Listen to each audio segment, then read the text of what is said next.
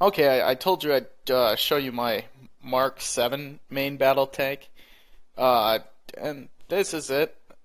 Uh, if you notice, it's pretty small. The theory was that if I made the tank much shorter and thinner, and like shorter as in like height wise, I could add a greater degree of armor protection without compromising weight, though that didn't really prove to be the case since it still weighs like 40 tons.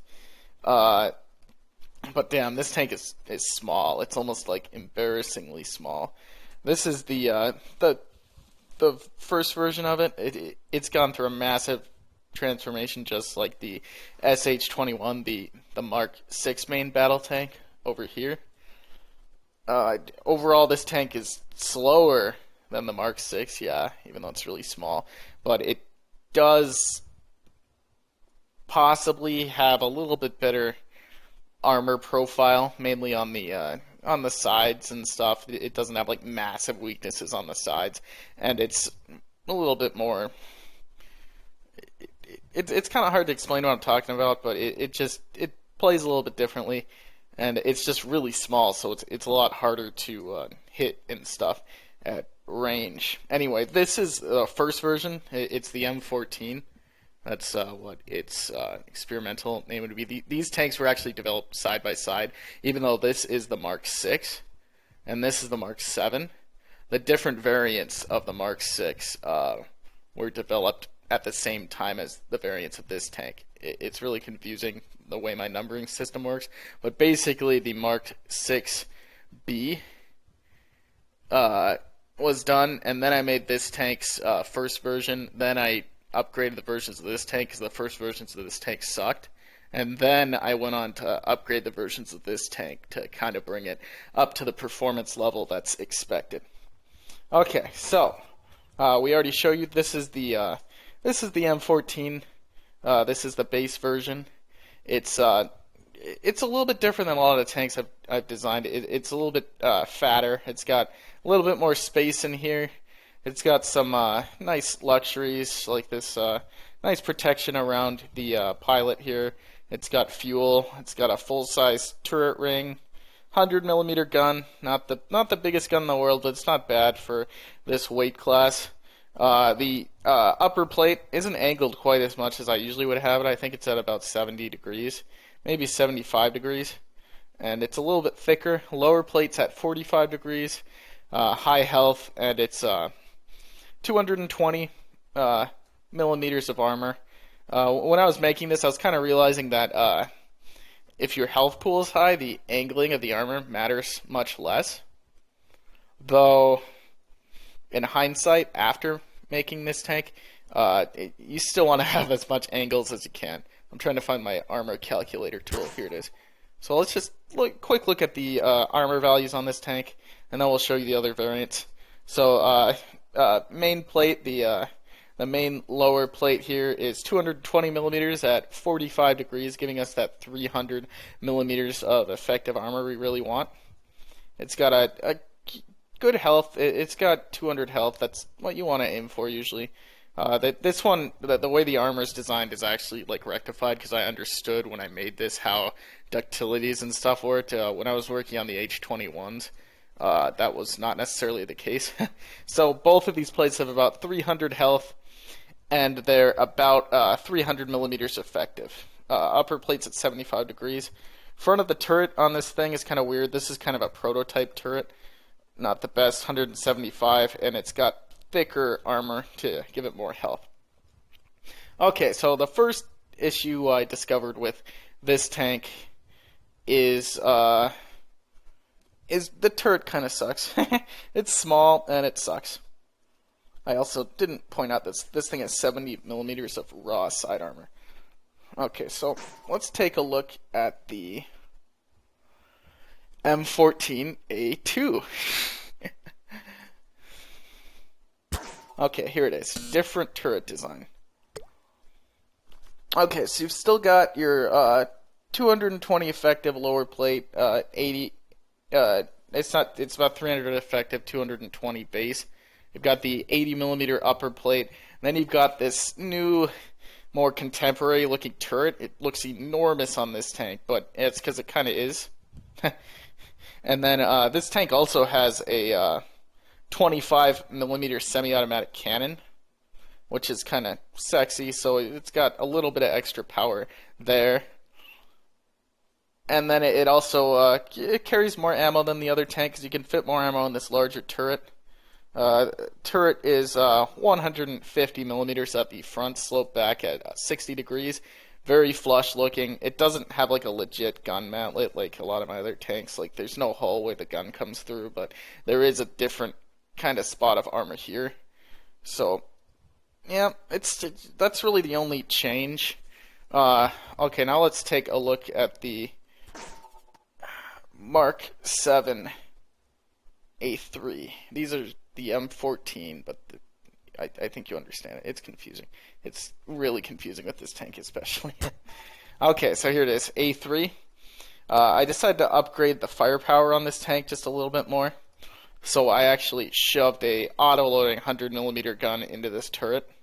Same turret layout, same armor layout, but it's got this extra little gun mantlet piece here, which is ridiculous. Like, this thing is armored to the core. Like, look at this shit.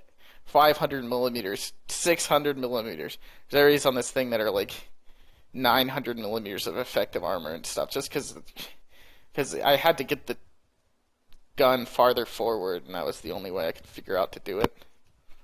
But yeah, this thing's got it gets rid of that semi-auto cannon on it, but it does have the added benefit of the 100mm autoloader, which is nice. But you know, I really needed to rectify some issues with the hull on this tank. So then I decided to make the M14A3HA. This is kind of following the American standard of tank naming. Okay, so here's where we see the side skirts come onto the tank. You've got 10 millimeters spaced armor on the side. Inside armor is reduced from 70 to 65 millimeters, no big deal. And then you've got a weird kind of spaced armor design. There's different designs of this tank, but this was the best way I could find to do it, was to decrease the angle here on the frontal plate, but increase the armor thickness to 120 millimeters, so it's still 300 effective, but it is angled at a 66 degree angle. I believe 66 degrees is actually like a minus, like it's actually angled at like 80, whatever, it doesn't matter. And then lower plate has a much greater angle, 60 degrees from the vertical, still 300 effective, but that makes it so shells ricochet more easily, so it's harder to destroy these bottom parts. It's got the added track protection. There were a few variants of this that actually experimented with like weird like spaced armor and stuff, but it was kind of weird. Like if we look at I think the M1 might be like that. There's a bunch of different versions. This was just where I was trying to figure out how to increase the armor without changing everything. And this was the first solution I had, was to add a 40 millimeter applique armor plate at a stronger angle here. But that didn't really work out, and this was a weak spot. And then there's things where I messed with all the different armor values, and I just ended up with that tank you just saw. Okay, now let's look at the final iteration of this tank, which is the M14A4, which gets a complete overhaul on the frontal armor to the spec that we saw it there. So it's got the 140 millimeter lower plate, 120 millimeter upper plate, much stronger angle. Your upper plate, instead of being angled back at 75 millimeters, is at about 67 millimeters, but it's 120 millimeters thick. I should have said 66 degrees before. And you've got some decently high health on there, 200 health. And then the lower plate is 140 effective. It's actually angled at 62 degrees. And it's about 300 effective. And it's got 193 health. You've got the side skirts.